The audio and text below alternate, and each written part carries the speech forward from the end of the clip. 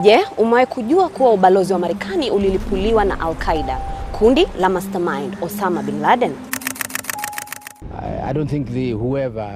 Sidhani kama yeyote aliyefanya hivi alikuwa na nia ya kuishambulia Kenya au Tanzania.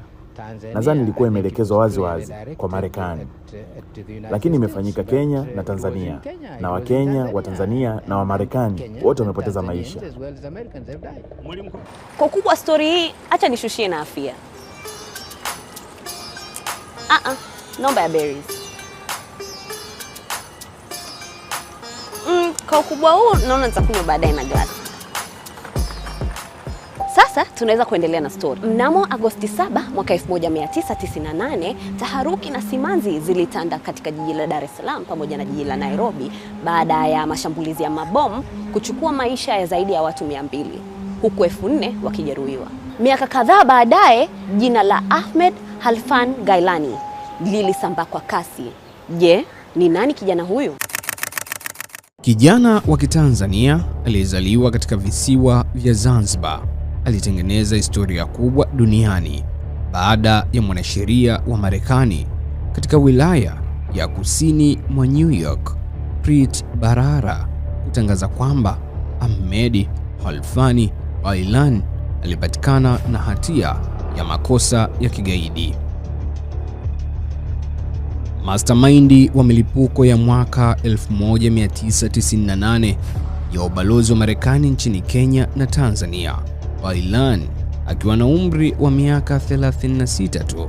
Wakati huo alijulikana kama wa kwanza aliyewahi kuzuiliwa katika kambi ya Guantanamo Bay, kuhukumiwa katika mahakama ya kiraia. Hii ilifuatia kesi ya wiki 5 mbele ya jaji wa Marekani Lewis Kaplan, ambapo alikutwa na hatia ya kula njama ya kuharibu mali na majengo ya Marekani. Kwa mujibu wa ushahidi, balozi hizo zilishambuliwa kwa mabomu makubwa yaliyokuwa yamewekwa kwenye maroli yenye takribani pauni 1,000 za TNT. Gailani alinunua lori, matanki ya oksijeni na gesi ya acetylene yaliyotumika katika shambulizi la Dar es Salaam, na pia alihifadhi vilipuzi katika makazi yake.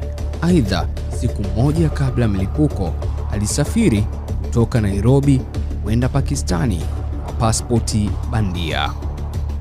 Katika mashtaka, Gailani alihusishwa na mtandao wa Al-Qaeda na kushirikiana na kiongozi wake Osama bin Laden kupanga mashambulizi ya Agosti 7 ya mwaka 1998 iliyosababisha vifo vya watu zaidi ya 200.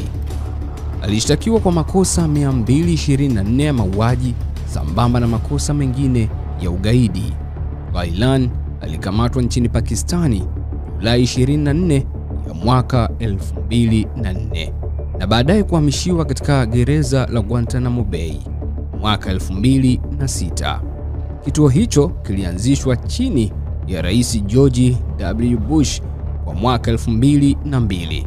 Kimekuwa kikikosolewa kwa madai ya ukiukwaji wa haki za binadamu, ikiwemo kuwekwa kizuizini bila kesi kwa muda mrefu.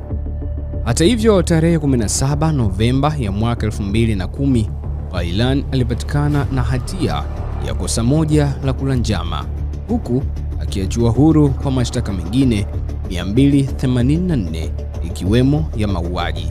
Baadaye, Januari 25 ya mwaka 2011, alihukumiwa kifungo cha maisha jela. Kwa sasa anatumikia adhabu hiyo katika gereza la usalama wa juu la ADX Florence, ambalo lipo Florence, Colorado nchini Marekani. Hizi ni ripoti zikimuhusu kijana wa Kitanzania aliyezaliwa katika visiwa vya Zanzibar.